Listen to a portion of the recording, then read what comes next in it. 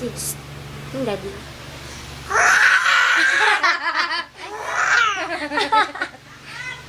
Ang dali! Dali lang ka mo. Dali lang, dali ka.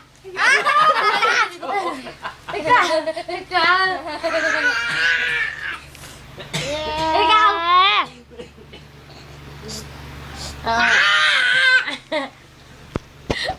O yan, yan, balatan mo na ako. Hindi lang ito marunong ang banat, naninigaw lang. Ito banat ng banat. Mabigit kaya. Ikaw? Ikaw? Mabigat ang kamay niya. Ito mo naman. Mamaya walang boses kung anak mo. Kulit eh.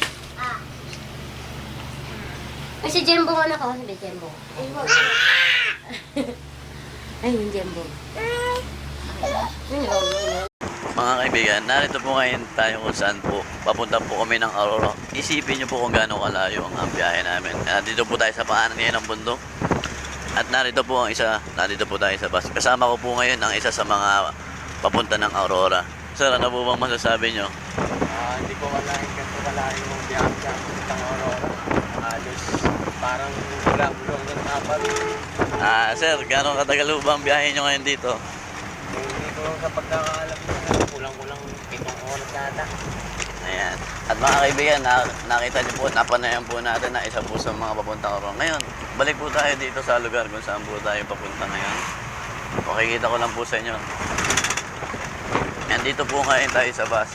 At now, bound to bounce po ang ating biyahe ngayon. Samantalang medyo may kalayuan nga po. Pagkamat papunta na po kami kung saan po yung mismong paglalabasan namin. At doon mamimigay po kami ng mga relief goods. Samantala po muna ititigil natin ang video.